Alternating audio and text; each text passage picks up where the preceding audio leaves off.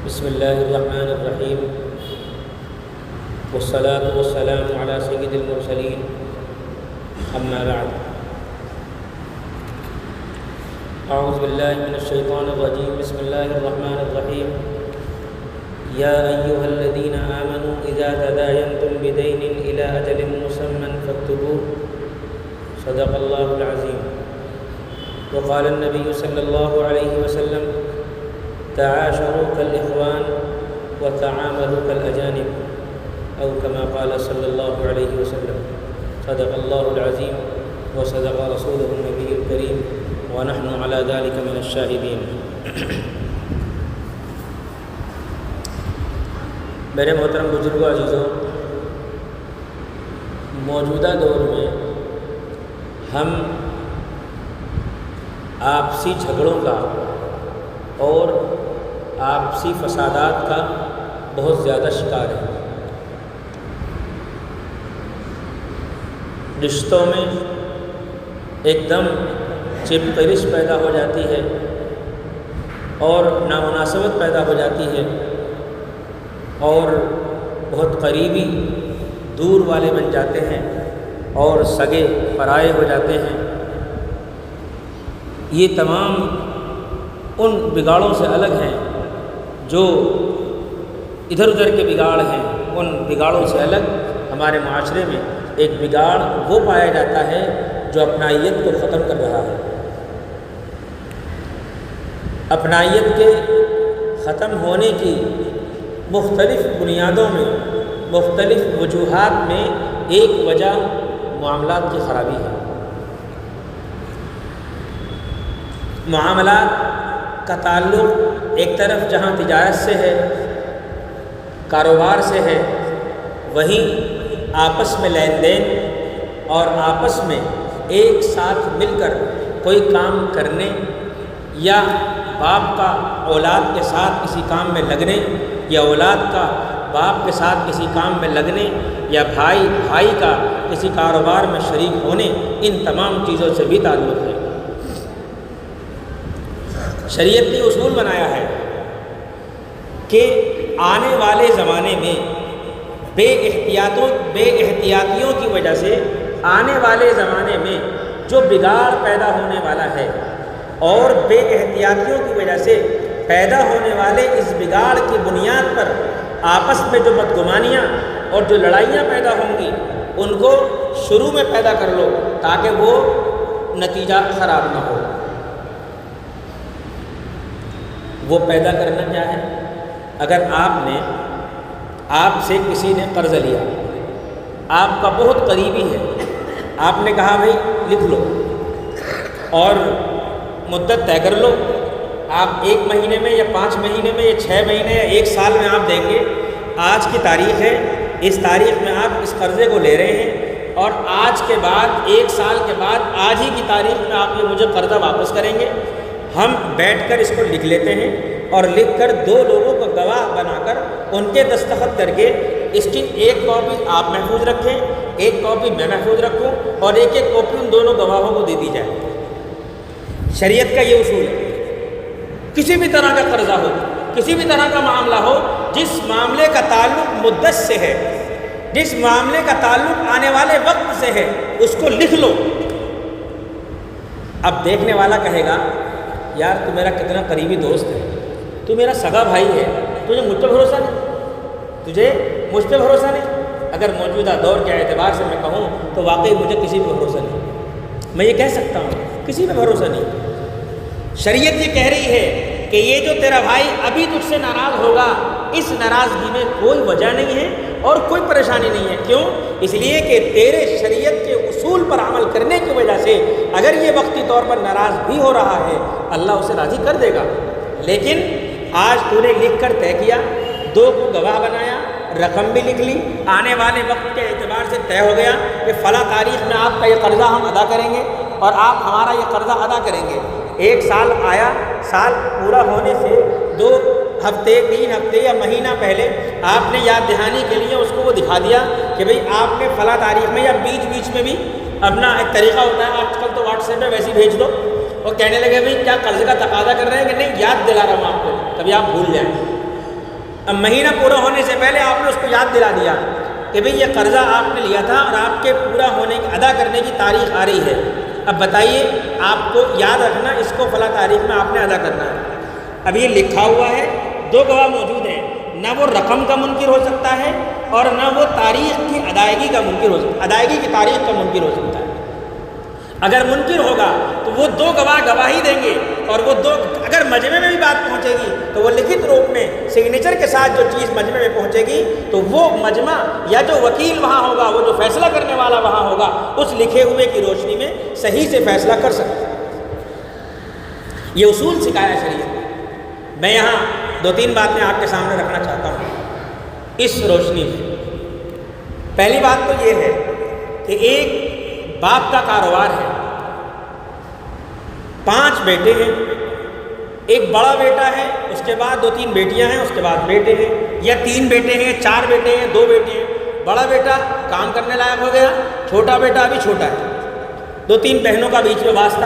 جو ہے فاصلہ بھی ہے تو اور چھوٹا ہو جاتا ہے۔ اب یہ بڑا بیٹا باپ کے ساتھ کام کرنے کے لائق ہو گیا، اس باپ کے ساتھ کام کرتے کرتے باپ نے جو اسے پاکٹ منی کے لیے، جیب خرچ کے لیے جو رقم دی، اس نے اس رقم کو جمع کیا اور پھر والد صاحب سے کہا کہ آپ یہ پیسے بھی اس دکان میں لگا سکتے ہیں، یہ میرے ہی پیسے ہیں۔ مان لیجیے عید کا موقع آیا، کپڑے خریدنے تھے، دکان میں اتنا بجٹ تھا نہیں، تو اس نے کہا 1 لاکھ روپے میرے پاس رکھے ہیں، آپ یہ لیجئے، اس کو دکان میں لگا لیجئے۔ ابا کیا سوچیں گے کہ بھئی ماشاءاللہ بیٹا کتنا اچھا ہے، بیٹا کیا سوچے گا اپنی دکان میں لگا رہا ہوں۔ شریعت یہاں یہ کہتی ہے آپ اس رقم کو دینے کی جہت متعین کیجئے، یہ رقم کس نسبت سے دے رہا ہے؟ آیا یہ رقم قرض دے رہا ہے باپ کو تو اس قرض کی ادائیگی باپ کے ذمے ہے، یا یہ باپ کو ہدیہ دے رہا ہے تو اس کا یہ مال اس میں لگے گا اور پھر اس ساری جائیداد میں بہنوں کے ساتھ تمام بھائیوں کا اتنا ہی حصہ ہوگا جتنا اس کا حصہ ہوگا، یا یہ پارٹنر کی حیثیت سے رقم دے رہا ہے۔ یہ تینوں شکلوں میں سے کسی ایک شکل کا رقم لینے اور دینے کے وقت میں متعین کرنا ضروری ہے۔ اب کوئی یہ کہہ سکتا ہے کہ بیٹا ہی تو ہے، باپ کے ساتھ دھوکہ کرے گا کیا؟ باپ ہی تو ہے، بیٹے کو کوئی نقصان پہنچائے گا کیا؟ اس کا مسئلہ وہاں آتا ہے جب یہ چھوٹا بیٹا جوان ہوگا اور جب یہ دکان میں اپنا حصہ مانگے گا اور جب دکان کی تقسیم کا مسئلہ آئے گا تو یہ بڑا بیٹا کہے گا میں نے اس موقع پر 1 لاکھ دیے، فلاں موقع پر 2 لاکھ دیے، فلاں موقع پر 3 لاکھ دیے، فلاں موقع پر 15 لاکھ دیے، میری ساری رقم 24 لاکھ بیٹھتی ہے اور دکان کتنی ہے 24 لاکھ کی۔ تو چھوٹا بیٹا گیا اور بڑا بیٹا کام سے لگ گیا۔ یہ نقصان، اور یہ ایسا نہیں ہے کہ یہ معاشرے میں پیش نہیں آ رہا ہے، ہر دوسرے تیسرے دن اور ہر جگہ کسی نہ کسی شکل میں یہ معاملہ پیش آتا رہتا ہے۔ اسی لیے شریعت یہ کہتی ہے کہ آپ بیٹے کے اس رقم کا متعین کیجئے کہ آپ نے اس رقم سے اس کو پارٹنر بنایا ہے، اگر پارٹنر بنایا ہے تو متعین کیجئے کہ کتنے کا پارٹنر ہے، کہ 1% اس کو اضافی ملے گا، اس کو مہینے کا اس کے 1 لاکھ کے بنیاد پر جو اس نے رقم میں لگایا ہے میں وہ اس کو نفع پر دوں گا 1%، جو بھی شکل ہو۔ اگر قرضہ ہے تو قرضہ متعین کیجئے، اسی وقت لکھیے۔ خدا نخواستہ باپ کا انتقال ہو گیا اور باپ فیصلہ نہ کر سکا اور انتقال سے پہلے کوئی وصیت نہ لکھ سکا، انتقال سے پہلے کوئی ترتیب نہ لکھی جا سکی، اب جب تقسیم کا مسئلہ آئے گا تو پھر جیسے میں نے بتایا یہ بڑا بیٹا کیا کہے گا میرے اتنے پیسے اس کاروبار میں لگے ہوئے ہیں، لہٰذا پہلے میرے اتنے پیسے دو، پہلے میرے اتنے پیسے دو۔ جب یہ اپنے اتنے پیسے لے لے گا تو دکان کہاں جائے گی، کاروبار کہاں جائے گا، سب ختم۔ اس لیے میرا عزیز و بزرگوں، یہ جو بگاڑ جائیداد کی تقسیم کے وقت میں پیش آئے گا،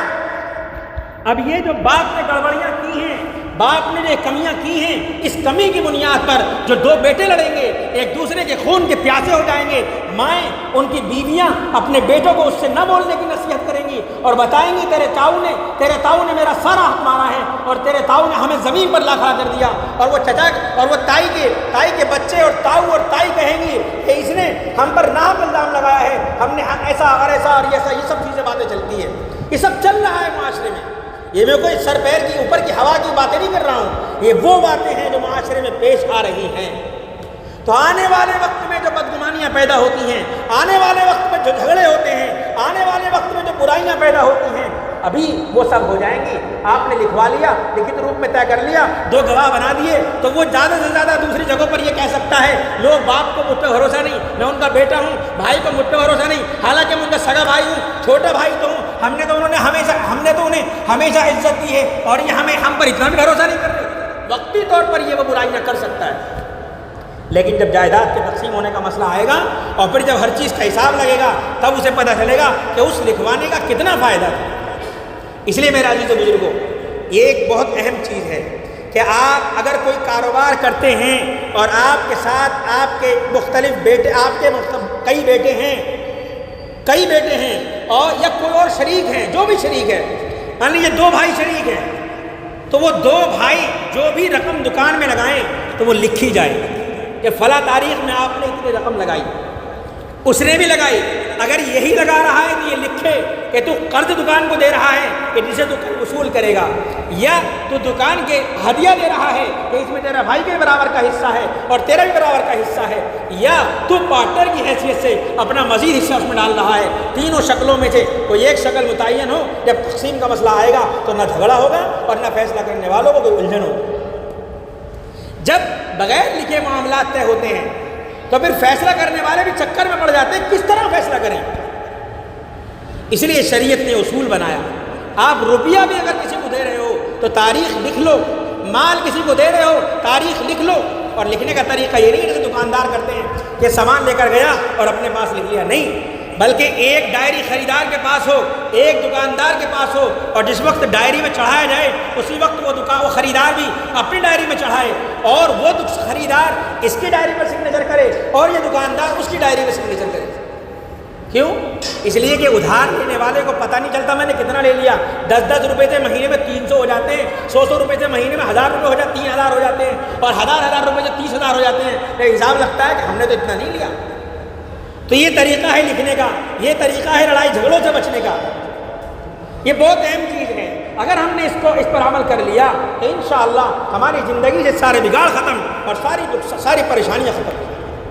اور دوسری چیز یہ ہے، ایک تو باپ کو چاہیے کہ مرنے سے پہلے اپنی ساری جائیداد کا حصہ تقسیم کر کے مرے، اپنی بیٹیوں کا بھی حصہ لگائے، اپنی اولاد کا بھی حصہ لگائے، اور یہ لکھ دے کہ میرے مرنے کے بعد میری یہ وصیت ہے، شریعت کے دائرے میں نے علماء سے فیصلہ کروا کر یہ لکھا ہے کہ میراث اس طرح دی جائے گی، لہٰذا اسی طرح دی جائے۔ اگر اس کے مرنے سے پہلے کچھ اور جائیداد بڑھ جائے تو اس میں اور جائیداد کا اضافہ کرے اور نئی وصیت لکھے۔ حضرت مفتی تقی عثمانی صاحب نے لکھا ہے کہ ہم نے اپنے والد صاحب کو دیکھا کہ ہمارے شعور کے زمانے سے ہی، شعور کا زمانہ یعنی 14-15 سال کی عمر سے ہی ہم نے اپنے والد صاحب کو دیکھا کہ وہ ہر مہینے 15-20 دن میں جب بھی کسی چیز کا اضافہ ہوتا نیا وصیت نامہ تحریر فرماتے تھے، اور یہ معمول مستقل رہا اخیر تک۔ تو مرنے سے پہلے ہر مالک کو، ہر وارث کو، ہر گھر والے کو، ہر بڑے کو چاہیے کہ اپنا پورا نظام، اپنا پورا نصاب، اپنا پورا وصیت نامہ لکھ کر دنیا سے جائے، تاکہ اس کے حساب سے فیصلہ کرنے والے فیصلہ کر سکیں اور جھگڑوں سے بچا جا سکے۔ اور تیسری چیز یہ ہے کہ مرنے کے بعد،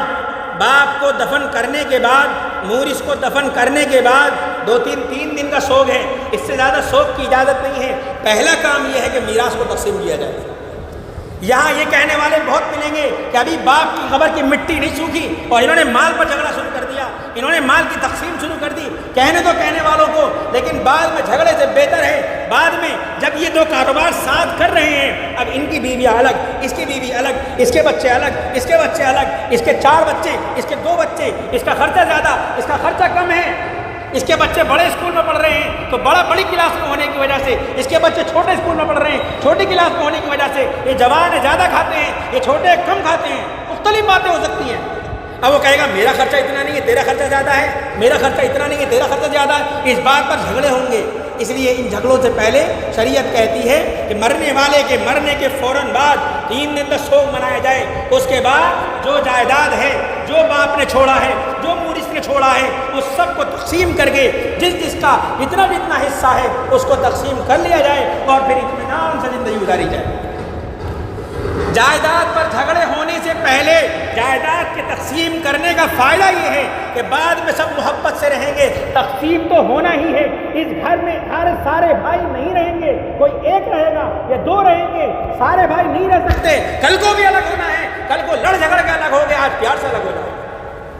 ہوتا ہے یہ۔ اس لیے میرے عزیز و بزرگوں، شریعت کا اصول یہ ہے تعاشروا کالاخوان وتعاملوا کالاجانب، بھائیوں کی طرح رہو، لیکن جب معاملہ کرو تو ایسے جیسے اجنبیوں سے کرتے ہو۔ اجنبی پر کوئی بھروسہ نہیں کرتا، اجنبی سے ہر معاملے کو انسان لکھواتا ہے،